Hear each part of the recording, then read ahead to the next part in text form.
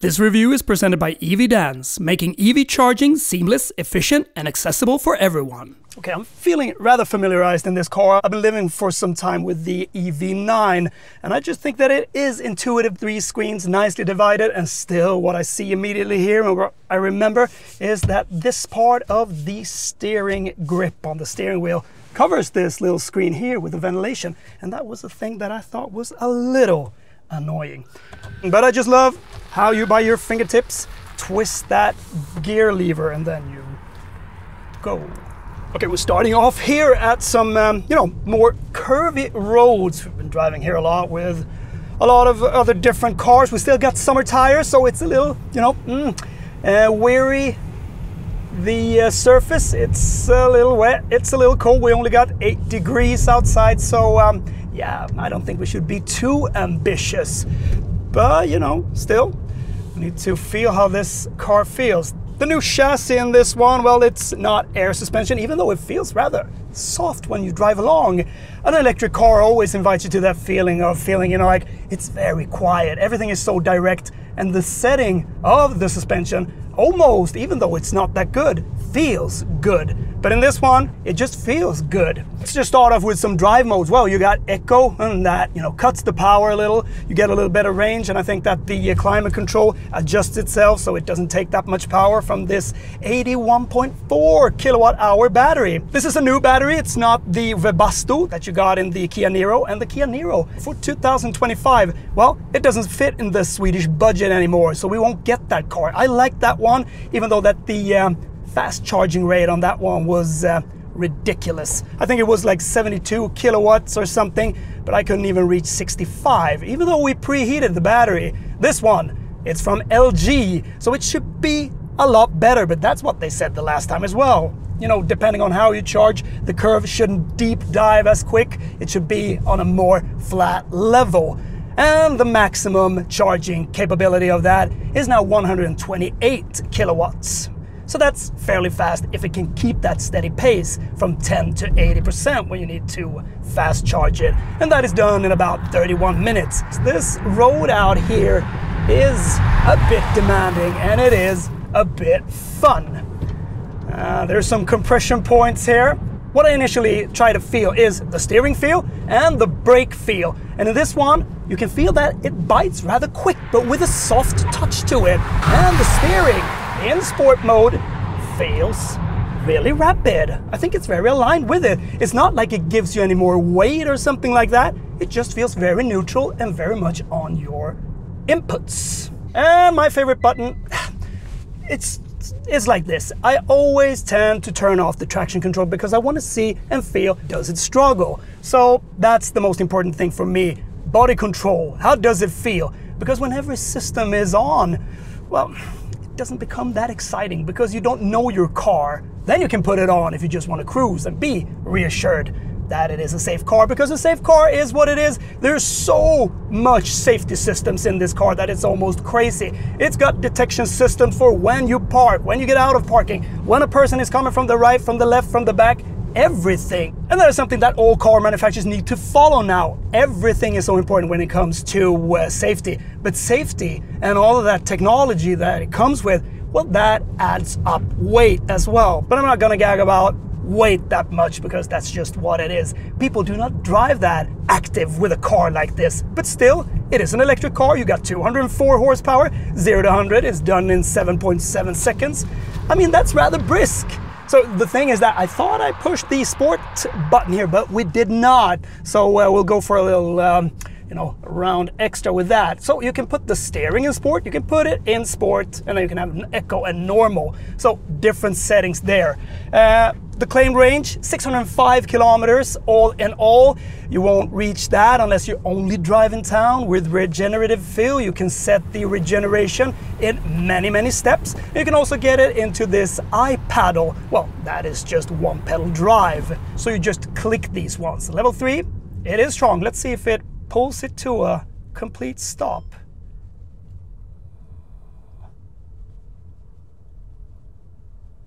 Yeah, maybe it does. I don't care about that. It's strong enough. You can set it in 3 steps and then one pedal drive. I think you should hold this one and then it's auto.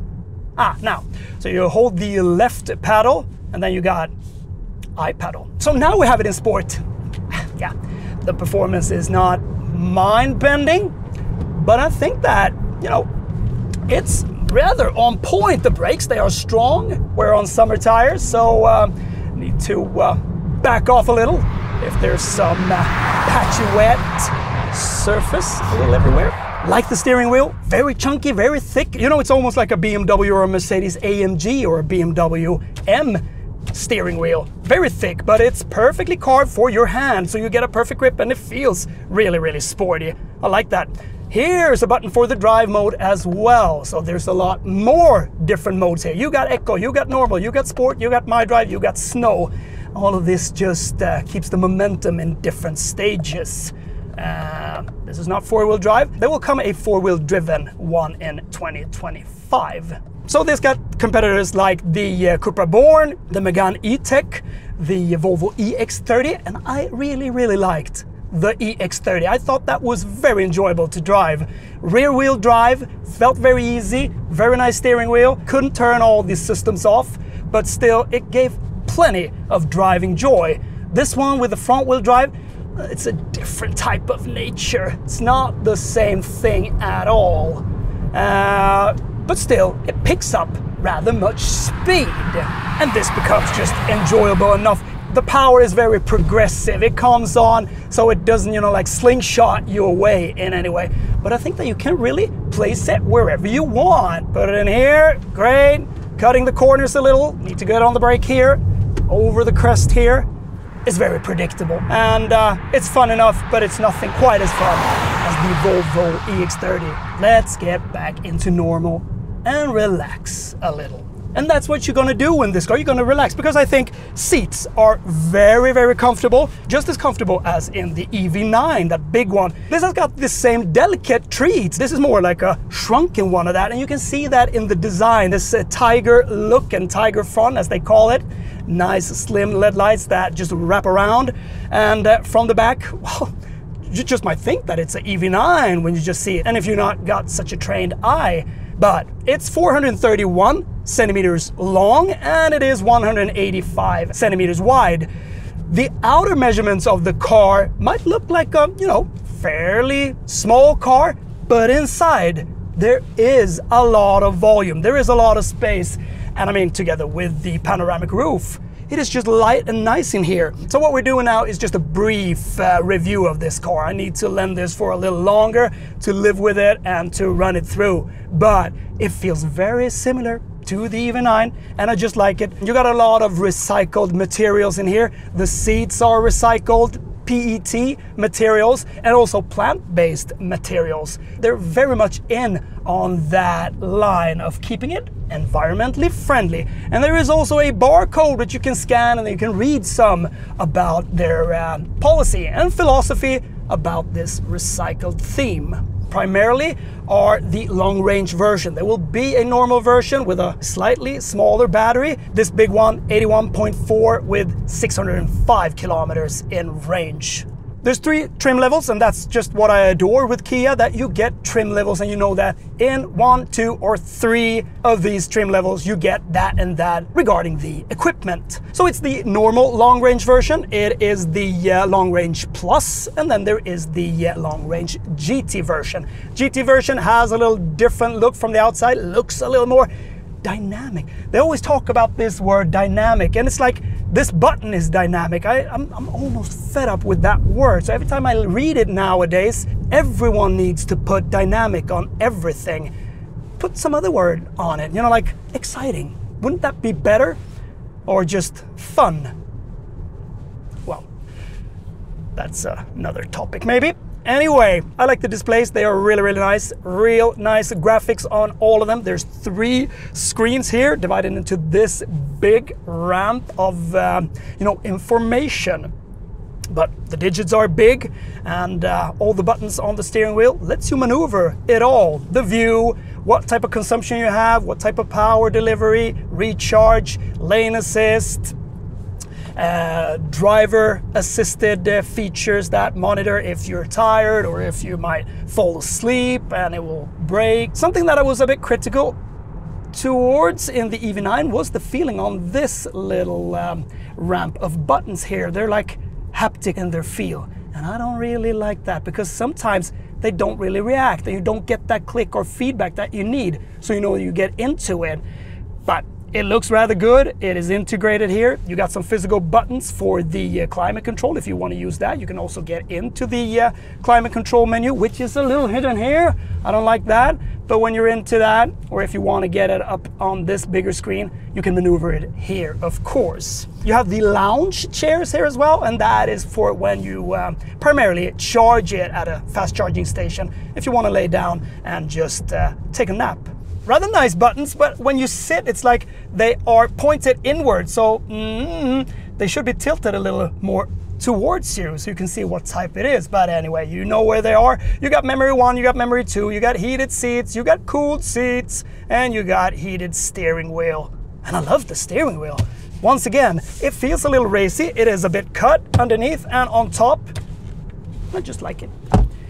The material is okay. You have some plastic bits and pieces here, but then you got the recycled and you know, plant-based materials, which feels nice. Very open space down here. You got your induction charger here. You got some USB here. A big pocket down here if you want to put some stuff. And then I like this one. It's like a little tray which you can have some food on. Well, while stationary, because otherwise it will be a bit difficult. So looks just neat. And you got some buttons here for the hill descent control. You got camera system that monitors when you park, when you maneuver the car. From my point of view, and I think from many buyers, customers' point of view, is design. Nowadays there's so many cars and you might think that, oh, that looks just like the other one. But then there are some cars that really stick out. If you look at the Chinese market, then you can see that design-wise, they flow a little together. So it might be a bit difficult to distinguish them from another. But I think that Kia, they have a very distinct and own design language. So safe, keeping the same design with this one. And what Kia did with the EV9 was to set that perfect sweet spot in design. It just became a success, and it also became the car of the year, and the car of the year in Sweden and in many other countries. So that was a real success, and they've sold a lot of these cars. You get a lot of car for your money, even though 800,000 Swedish crowns plus is a lot of money. And I think they've just nailed it with that one, and this one looks just the same. So I think they've played the safe card with that one. Buyers will like this one. They might thirst for that big SUV, but it might be a little too expensive. Then this is a very good option. Space in the trunk, 460 liters. You can fold the rear seats, 60/40, and when you fold them completely, you got 1200 liters of cargo space. Fair enough for the size of car. And you got a frunk in this one. Many electric cars doesn't have a frunk, so that is always something that customers like. You want to put some of your EV charging cables there. Why not put the EVDANCE charging cable in there? EVDANCE is your #1 go-to online store for EV chargers, EV extension cords, adapters, NEMA plugs, and a lot more at very competitive prices. Quality products that are beautiful in design, rigorously tested, and practical to bring along when on the move with your fully electric or plug-in hybrid car. Now you can get the one that suits you best at 20% discount when using the code EVDWALKCAR. Check out the links in the video description. And you also got vehicle to load, vehicle to grid, and that is just perfect. If you want to charge some devices, or if you want to use some devices that requires 220 volts, well, then you have that at your disposal.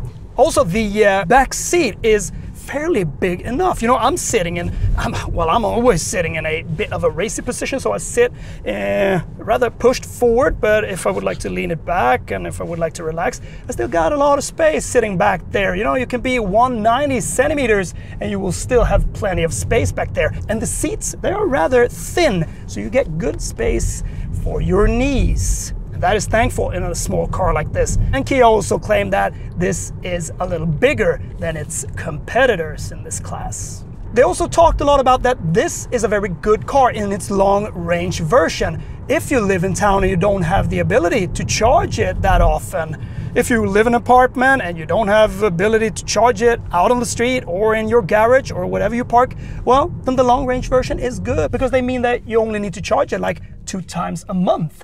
well, maybe you need to drive a bit cautious and effective if that should be the case. And that means that you can have this as your primary car and not needing to have it as a second car. Well, of course, it's all about what you need to do. How long do you travel for? How often do you travel? They also offer this subscription or a contract when you buy the car, and that contract is connected to the Ionity station and Ionity network. So the only thing you need to do is just to plug in that cable and it will start to charge. In this GT line, well, you get a little better seats as well. They're called relaxation seats, and you can set them in so many ways. Base is just big enough for me, but maybe I'm not that large of a person. Larger person might just fall a little out of it, because I think that the side bolsters here, you can almost push them down, so your legs almost fall a little out of place. But when you sit in it, well stuffed, the feeling is just great, and it's a comfortable seat, so you can go for many kilometers in this car without getting some butt ache. There's a little digging to do if you want to unclick the speeding warning. Even though the speeding warning, you can hold the mute button for 3 seconds and then it turns it off. I like when you have shortcuts for that, and I think you can set shortcuts in many different ways in this car if you need to. And of course you can connect your phone and then you can monitor your routes, how to get some guidance of how to drive the best for improving your driving pattern, and all of this if you want to heat up the cockpit before you head off on a cold day. I like the buttons, very good feel to them, and I also like the button on the passenger side. It's very wide, something just about that, a little touch. Consumption is 14.9 kilowatt hours per 100 kilometers with the 17-inch rims. When you put the 19-inch rims on, which this GT got, then it is 16.2 kilowatt hours per 100 kilometers. Still rather good. And they've also worked with the aerodynamics. Underneath, they have designed it a bit so the air should flow a little easier, and also around the pillars here, it smoothens off a little at the rear, so the wind should crawl or just sweep through a little lighter when you're up at speeds exceeding 80 kilometers an hour, because that's what they want to emphasize. After 80 kilometers an hour, that's when the battery starts to get drained a bit more. Very nice ambient lighting design all over. You can change the color of that, of course, but I like that you have some light interior, white and gray. And this one you also get the bigger sound system, the Harman Kardon sound system. They also improved the active cruise control, and also this by holding the steering wheel, because in many cars they really want you to grip it, and that's the same in the EV9. You could just hold your fingers on it and it won't tell you to grip the steering wheel, so you can become a little more relaxed in that way instead of holding a firm grip around it. You get the same headrest as you do in the EV9, and they are very nice. It's like a little net that just catches your head in a perfect way. And also, if you're parked in and you can't get into the car, well, you can reverse it or let it drive forward, and then you can jump in and just move off. In this GT line, you also get the aluminum pedals. Feels a little sportier and gives a rather good grip. Regarding the suspension, it hasn't got any air suspension, but still, when you move about, even in sport mode, where it's supposed to be a little more firm, it is still very soft. It works all the type of road that you drive on in a very good way. I think it absorbs all the small bumps, all the sewer lids, and those small threshes or potholes that you run over. Maybe not a pothole, but depending on how big that pothole is, it moves in a very elegant, smooth way. Rather good pockets to put your stuff. I mean, most of the space is down here. Makes it practical and roomy enough. Fint ljus nu.